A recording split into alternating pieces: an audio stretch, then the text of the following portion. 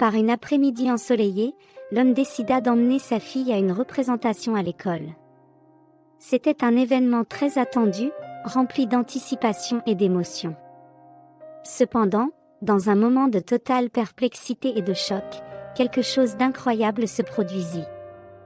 Jean ne pouvait pas croire ses propres yeux lorsqu'il vit un autre enfant, une copie identique de sa fille, monter sur scène. Toute la terrible vérité éclata.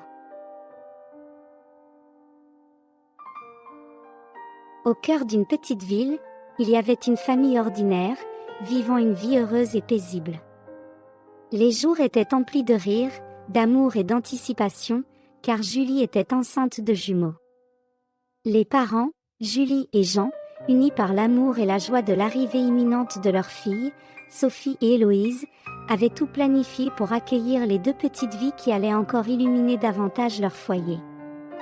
La chambre des jumelles était prête et soigneusement décorée, avec des tons doux et des meubles confortables. Les vêtements, choisis avec soin, attendaient avec impatience leur futur propriétaire.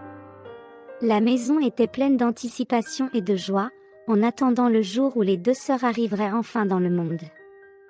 Mais ce jour-là, qui aurait dû être l'un des plus heureux de leur vie, la joie de la famille se transforma en une profonde tristesse. Au moment de la naissance, quelque chose d'inattendu et de dévastateur se produisit. Les médecins emportèrent précipitamment l'un des bébés loin des parents, affirmant que l'enfant était en danger de mort. L'anxiété fit place au désespoir, et le bonheur se dissipa comme un nuage sombre.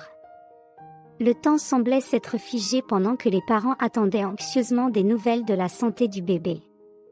Lorsque finalement le médecin revint, ses regards inquiets et ses paroles prudentes dirent tout ce qu'ils redoutaient le plus d'entendre. La petite jumelle, qui aurait dû partager sa vie avec sa sœur et la famille aimante, n'avait pas survécu aux épreuves de la naissance. C'était une perte que personne n'aurait pu prévoir, une tragédie qui ébranla leurs âmes et fit disparaître le sol sous leurs pieds. La vie qui avait été planifiée pour accueillir deux enfants était devenue un vide immense et douloureux. La famille était plongée dans le deuil, essayant de comprendre comment le destin avait pu être si cruel en leur enlevant l'une des deux précieuses vies qu'ils attendaient avec impatience. Et ainsi, le voyage de la famille prit un tournant inattendu et douloureux, laissant des cicatrices profondes qui défiaient chacun d'entre eux de trouver un chemin vers la guérison et l'espoir. Au fil du temps, Julie ressentait un douloureux vide dans son cœur, une absence insupportable de sa petite fille qui n'était plus parmi eux. Mais ce qui la poussait à continuer, même si la douleur semblait insurmontable, c'était la présence de l'autre bébé, le seul souvenir tangible de cette joie interrompue prématurément. La mère luttait chaque jour pour trouver une raison de sourire, consciente qu'elle avait une fille à élever. Mais la profonde tristesse qui la consumait ne semblait pas s'estomper, et Julie avait du mal à faire face à cette perte dévastatrice qui avait transformé sa vie en un vide angoissant. Jean, ton mari, était tout aussi préoccupé par l'état émotionnel de sa femme. Dans un geste de désespoir et d'amour, il a suggéré qu'il déménage dans une nouvelle ville. Jean croyait qu'un changement radical pourrait être la clé pour guérir les blessures émotionnelles qui les tourmentaient. Julie, toujours enveloppée de tristesse, a été favorable à la proposition de Jean, voyant ce changement comme une possible lueur au bout du tunnel. Elle désirait devenir une meilleure personne pour leur fille qui était en vie. Elle aspirait à laisser derrière elle les endroits et les souvenirs qui lui apportaient tant de douleur. Son mari, Jean, a agi rapidement et a demandé une mutation professionnelle dans une ville métropolitaine. Son chef, en apprenant la situation difficile que la famille traversait, a facilement accepté la demande, faisant preuve de compréhension et d'empathie. Lorsqu'ils sont arrivés dans la nouvelle ville, tout le monde dans la famille pouvait sentir la différence dans l'air. Il semblait que la vie leur offrait une opportunité de recommencer, de guérir les blessures et peut-être, éventuellement, de retrouver le sourire. C'était comme si la ville métropolitaine apportait avec elle la promesse d'un nouveau départ, où l'espoir commençait à s'épanouir au milieu de l'obscurité qui avait dominé leur vie. Au fil des années qui passaient en douceur, Sophie, la fille qui avait survécu, s'épanouissait avec grâce et beauté. Ses yeux étaient le reflet de la joie qu'elle apportait à la vie de ses parents. Depuis son plus jeune âge, Sophie était une source inépuisable de charme et de rire, et son esprit espiègle et curieux commençait lentement à guérir la profonde blessure laissée par la perte d'Héloïse, la sœur avec qui elle n'avait pas pu partager son enfance. La famille s'est installée dans la nouvelle ville, trouvant une maison où l'amour et l'espoir ont fleuri à nouveau. Jean a prospéré dans son nouvel environnement de travail, où il a trouvé le soutien et la compréhension de ses collègues et de ses supérieurs. Son dévouement et ses efforts ont été récompensés, permettant à la famille de mener une vie plus confortable. Avec le temps et le soutien constant de son mari, Julie a commencé à se remettre de la douleur insupportable qui avait frappé son cœur. Trouvant la force intérieure pour avancer, elle a décidé de trouver un emploi dans la nouvelle ville. Ce travail lui a non seulement offert une occupation significative, mais l'a également aidé à reconstruire son estime de soi et sa confiance, ébranlée par la tragédie du passé. Avec Sophie grandissant heureuse et en bonne santé, et ses parents trouvant l'espoir et le sens dans la ville métropolitaine, la famille commença enfin à entrevoir un avenir rempli de promesses et de possibilités. Et bien que le souvenir d'Héloïse ne disparaisse jamais complètement, sa présence était toujours là, comme une étoile brillante dans le ciel nocturne, éclairant le chemin de la famille tandis qu'ils avançaient ensemble vers le bonheur et la guérison. Un jour spécial et ouvert arriva à l'école de Sophie, où une cérémonie émouvante avait été prévue pour célébrer la fête des pères. C'était un événement très attendu par les enfants et aussi par les parents. Jean était particulièrement excité, car il adorait regarder les performances de sa petite princesse. La cérémonie de la fête des pères fut une occasion charmante et chaleureuse, avec toutes les classes de maternelle se préparant à surprendre leurs parents. Les enfants avaient répété des chansons, des danses et de petits discours pour honorer ceux qu'ils aimaient. Les yeux brillants et les sourires radieux des enfants emplissaient l'atmosphère de joie et d'affection. À la fin des présentations individuelles, les enseignantes invitèrent tous les petits élèves à monter sur l'estrade pour un remerciement final collectif. Jean, ému et fier, se déplaça de la scène, se baissant pour filmer de plus près la performance de sa chère Sophie.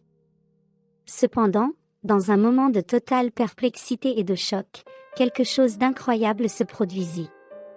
Jean ne pouvait pas croire ses propres yeux lorsqu'il vit un autre enfant, une copie identique de sa fille, monter sur scène. Un frisson parcourut son échine, et pour un bref instant, il se demanda si son esprit lui jouait des tours. Cependant, il ne pouvait pas détourner les yeux de cet enfant qui ressemblait tellement à Sophie. C'était comme si le passé ressuscitait devant ses yeux, défiant la logique et la réalité. Au fur et à mesure que les présentations touchaient à leur fin, Jean commença discrètement à enquêter sur les parents de la fille qui ressemblait tant à Sophie. Ils étaient nerveux et pressés, ils ont pris leur fille et sont partis précipitamment de l'école. Une petite lueur d'espoir a commencé à briller dans le cœur de Jean, un espoir impossible à ignorer. Il savait que c'était une impossibilité, car ses propres yeux avaient été témoins de la perte de son bébé à l'hôpital des années auparavant. Le doute persistait, mais la réalité amère continuait à murmurer que cet enfant ne pouvait pas être la fille qu'ils avaient perdue.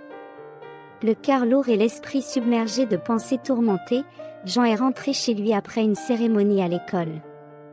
L'image de cet enfant, si semblable à Sophie, était gravée dans son esprit, mais il a choisi de garder cela secret. Un nœud d'anxiété s'est ouvert dans sa gorge, car il craignait que cette découverte inattendue puisse avoir un impact alarmant sur sa femme, Julie. Jean n'a pas pu éviter le sentiment qu'il était témoin de quelque chose au-delà de la compréhension humaine. Il savait que partager cette découverte avec Julie était une tâche délicate, car la réalité de la perte d'Héloïse était encore fraîche dans ses souvenirs, et mentionner la possibilité que leur fille puisse être en vie semblait trop irréel pour être vrai. Ainsi, il a choisi de garder tout cela secret tout en essayant de comprendre ce que cela pourrait signifier et s'il y avait une explication plausible à cette ressemblance frappante. Le poids du doute et du secret était une charge qu'il portait seul, protégeant sa femme de l'agonie qu'il vivait lui-même. Jean savait qu'il devrait finalement affronter cette question de front, mais pour l'instant, Le mystère restait dans sa poitrine, attendant le moment propice pour être révélé. Avec la ressemblance troublante entre la fille lors de la cérémonie scolaire hantant ses pensées, Jean a décidé de commencer une enquête discrète. Assis à la table de la cuisine, Jean a ouvert son ordinateur portable et a commencé à taper des mots-clés pour rechercher des informations. Ses doigts tapaient rapidement, révélant son anxiété. Il savait qu'il ne pouvait pas laisser cette énigme sans solution. Tout d'abord, il a essayé de trouver des informations sur l'école et la liste des élèves de la maternelle. Jean était pleinement conscient qu'aborder directement la fille, ou pire encore, ses parents, n'était pas une option sensée pour le moment. Il a donc élaboré un plan plus prudent et discret pour poursuivre sa recherche. Il a demandé à sa femme la responsabilité d'emmener Sophie à l'école, car en secret, il aurait l'occasion d'observer l'enfant qui ressemblait tant à sa fille.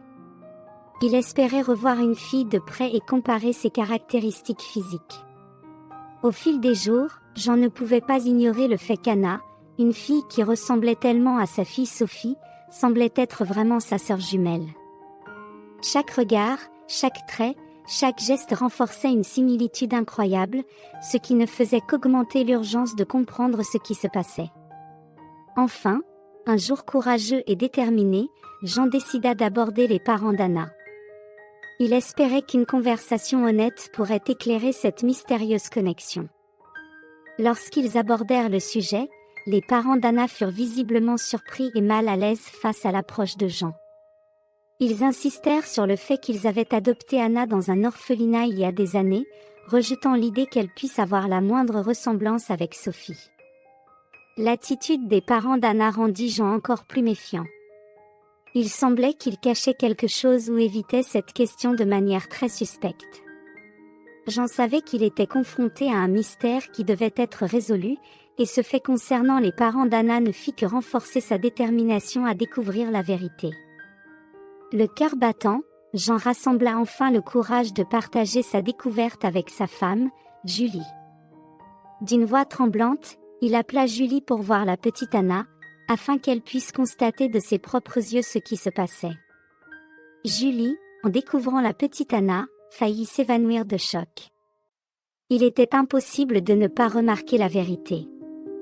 Anna était identique à Sophie, même taille, même couleur de... Les autorités ont agi avec détermination et diligence pour démanteler cette organisation criminelle, en veillant à ce que tous les responsables soient identifiés, arrêtés et traduits en justice.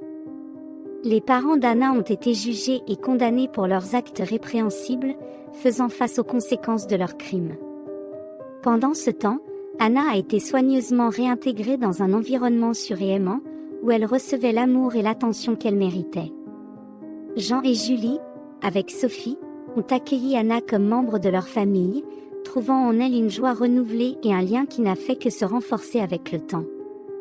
Malgré les circonstances extraordinaires, Jean et Julie ont finalement trouvé la joie et l'accomplissement dans leur famille, tout en aidant Anna à surmonter les traumatismes de son passé. Héloïse, qui a gardé le nom d'Anna, a dû faire face au fait que ses parents adoptifs étaient maintenant en prison. Le processus pour accepter que Jean, Julie et Sophie seraient sa nouvelle famille a été long, mais très heureux. La famille de Jean et Julie a trouvé une nouvelle raison de sourire, une famille unie et aimante qui a appris à valoriser l'importance du présent et la force de l'amour au milieu de l'adversité. Ainsi, leur vie s'est transformée en une fin heureuse, une histoire de résilience, de justice et de célébration de l'amour qui a toujours existé entre eux. Si vous avez aimé l'histoire, je vous prie de bien vouloir laisser un « j'aime » et cette autre vidéo qui apparaît à l'écran maintenant pourrait également vous émouvoir. Je vous souhaite une bonne séance et à la prochaine vidéo.